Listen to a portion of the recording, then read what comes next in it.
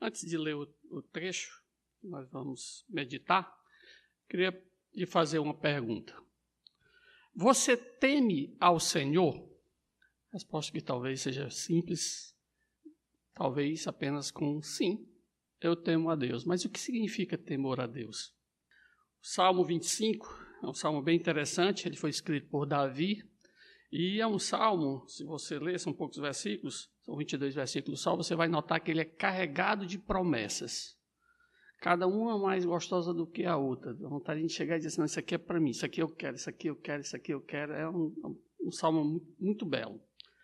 Mas fica uma pergunta bem interessante. A quem pertencem essas promessas? E o salmo responde. A partir do versículo 12, ele diz, ao homem que teme ao Senhor, ele o instruirá no caminho que deve escolher. Na prosperidade repousará a sua alma, e a sua descendência herdará a terra. A intimidade do Senhor é para os que o temem, aos quais ele dará a conhecer a sua aliança. Então, acho que fica muito claro para quem é dirigida as promessas do Senhor. As promessas do Senhor são dirigidas àqueles que o temem. E que promessas maravilhosas ele tem para cada um de nós. E é interessante como nesses poucos versículos que a gente acabou de ler, ele cita pelo menos 5 privilégios para aqueles que temem ao Senhor. O primeiro, nós encontramos logo no início do versículo, quando ele diz que ao homem que teme ao Senhor, ele o instruirá no caminho que deve escolher. Como é bom sabermos que existe alguém que nos ajuda nas tomadas de decisões. Quem aqui não já passou por momentos difíceis, quando tem que definir um local que vai trabalhar, ou um objeto que vai comprar, sei lá, às vezes uma casa, um carro, sei lá o quê, e você fica às vezes na dúvida, será que eu devo fazer isso ou não devo fazer isso? E a palavra de Deus diz que ele instruirá no caminho que deve escolher. Quem? Aquele que teme ao Senhor. Quando tememos a Deus, ele nos instrui acerca daquilo que é melhor para cada um de nós. Ele mesmo vai à nossa frente, dirigindo os nossos passos, guiando o nosso caminho. Quando foi a última vez que você foi direcionado por Deus numa tomada de decisão?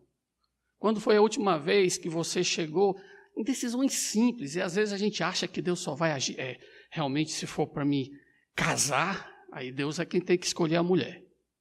Se for para me comprar uma casa, aí é bom que Deus defina o local. Tá, é bom que Deus defina essas coisas. E as coisas pequenininhas, e as coisas simples do dia a dia. Devo ou não ir para aquele lugar, devo ou não fazer aquilo, coisas simples. Nós precisamos lançar mão de privilégios que Deus nos deu. Se somos pessoas tementes a Deus, por que nós não consultamos mais ao Senhor? Por que nós não colocamos na sua presença as coisas simples? E é interessante que ele diz também que aqueles que temem ao Senhor têm uma vida espiritual satisfeita. Ele usa a palavra, na prosperidade repousará a sua alma, no versículo 13.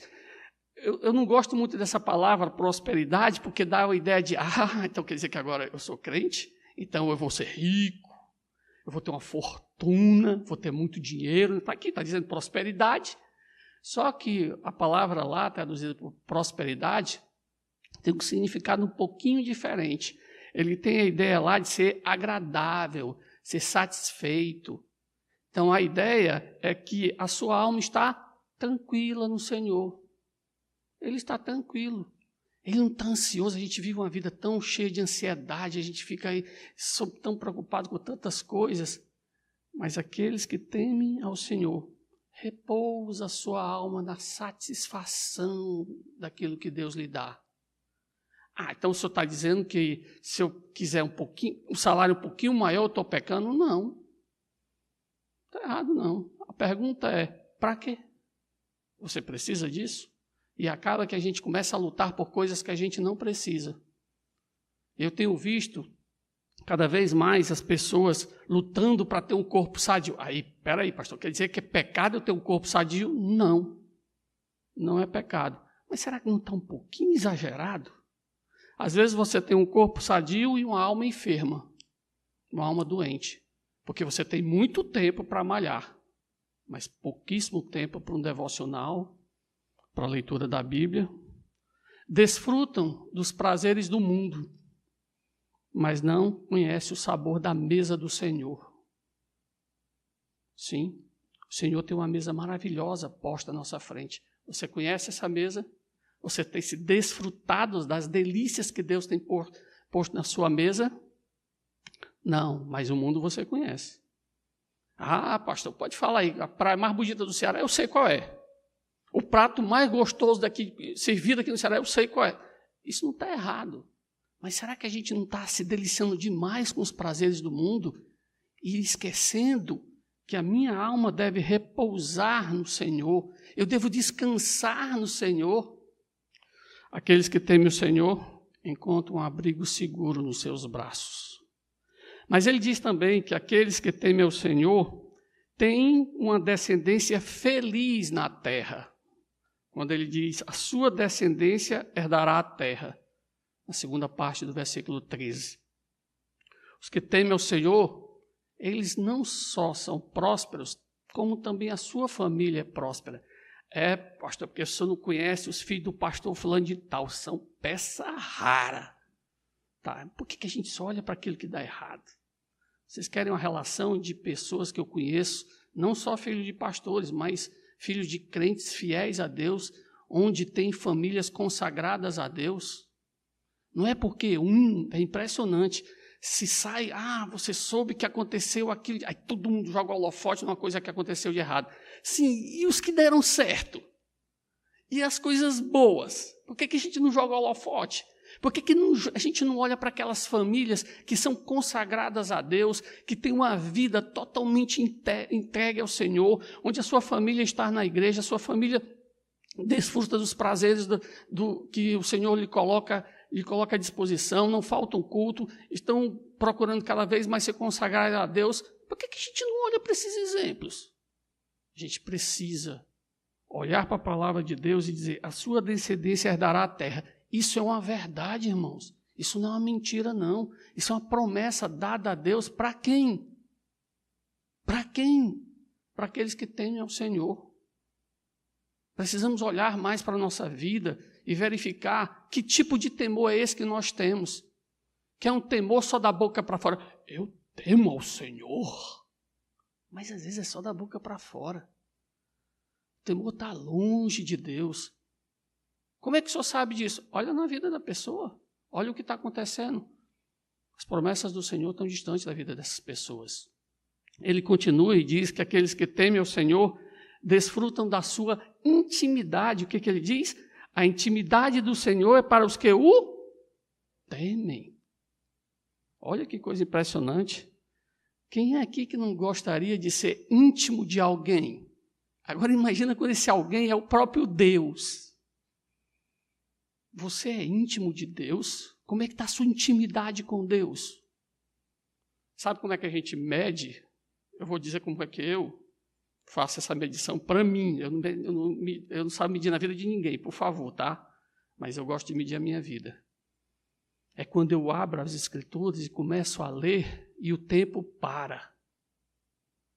Quando eu olho, li 2 livros da Bíblia, 3 livros, eu nem notei. É quando eu baixo a cabeça para orar e pego no sono. Mas não pego sono com 1 minuto, não. Pego no sono porque não tenho tempo de estar com Deus. É quando eu começo a me trocar para vir para a igreja e uma alegria imensa preenche o meu coração. Que bom, estou indo para a igreja. Mais um culto. Eita, hoje o pastor pregou 1h10. Eita, o pastorzinho gosta de falar. Isso é intimidade com Deus. Aqui é a pregação da palavra de Deus. Se pregasse 2 horas, 3 horas, como é bom estar na presença do Senhor, ouvir a palavra dEle, desfrutar da intimidade do Senhor. Mas tem um detalhe, a intimidade do Senhor é para os que o temem. Precisamos temer a Deus para que a gente possa ter uma intimidade maior com esse Deus. Você é íntimo de Deus? Aqueles que temem o Senhor recebem dele o privilégio de conhecer a sua aliança. Olha o que ele diz. Ele dará a conhecer a sua aliança. No final do versículo 14. Deus fez uma aliança conosco. Não. A aliança foi com Abraão. Foi com Isaac, né? Jacó. Comigo, não. Fez. No dia da sua conversão. Fez, não? Então, talvez você não tenha se convertido. Porque Deus faz uma aliança conosco no ato da conversão. O que você diz para ele? Senhor, eu te entrego a minha vida. Isso não é uma aliança? É maior do que a aliança que eu fiz com a minha mulher. Porque quando eu me casei com ela, eu não entreguei minha vida para ela, não. Só disse que eu vou cuidar de você bem direitinho, mas não dou minha vida para você de jeito nenhum. Mas para Deus eu fiz uma aliança pesada, que vale mais do que esse anel aqui. Uma aliança onde eu chego para o Senhor e digo, Senhor, eis a minha vida, Senhor. Agora eu sou teu. Vocês querem uma aliança maior do que essa? Muito bem. Essa aliança é um pacto de amor, de compromisso, de dedicação, de entrega.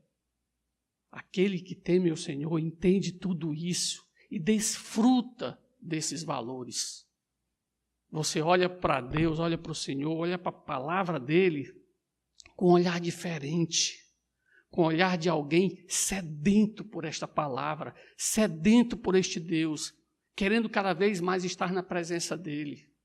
Esse mundinho aqui, esse passa rápido, logo se acaba. O que fica é o que eu plantei no céu. O que eu plantei aqui na terra, infelizmente, no instante se acaba. Eu comecei perguntando se você teme ao Senhor. Eu creio que uma boa forma de avaliarmos é respondendo algumas perguntas. Primeiro, você tem deixado que o Senhor guie as suas decisões? Uma boa maneira de a gente avaliar o quanto vai o nosso temor. Eu acho fantástico quando a gente lê alguns trechos da vida de Davi. Acho que foi na cidade de Keila, quando ele pegou e iam invadir a cidade, iam lutar contra ele. Aí os soldados deles, Davi, vamos sair, que eles vão, a pessoa da cidade vai te entregar e tu vai morrer aqui. Espera aí, vou consultar a Deus. Senhor, é isso mesmo? Eles vão me pegar, vão me entregar? Aí Deus disse, Davi, tá bom, então eu vou correr. Mas antes, consulta a Deus. Davi não tomava nenhuma decisão sem antes consultar a Deus. Detalhe, você chega lá no livro de Atos e você lê o quê? Um homem segundo o coração de Deus. Quem é que não gostaria de ouvir isso? O Vade é o homem segundo o coração de Deus. O pastor Kelso é o homem segundo o coração de Deus. O Carlos é o homem segundo o coração de Deus. E aí, quem não gostaria de ouvir essa frase? Todos nós gostaríamos de ouvir. Você está satisfeito com o que ele tem lhe dado? É uma boa maneira de a gente verificar o nosso temor. Não, um pouquinho a mais, sabe? Custa nada, só mais um pouquinho, só mais um pouquinho. Só, o problema é que esse pouquinho nunca acaba. A gente sempre quer mais um pouquinho. Ah, se esse um pouquinho que a gente quisesse mais fosse um pouquinho do Senhor. Mas nunca é. Sabe, hoje eu passei 15 minutos lendo a Bíblia, mas amanhã eu quero passar 20. E eu estava com 20 minutos de oração, mas agora eu quero passar 30, porque é pouco, 20 é pouco. Mas não é assim. As coisas desse mundo a gente sempre quer um pouquinho mais. Por que a gente não é assim com as coisas espirituais? Ah, se a gente ficasse insatisfeito com o que a gente oferece para Deus. Sua família honra o Senhor? É outra maneira de a gente medir.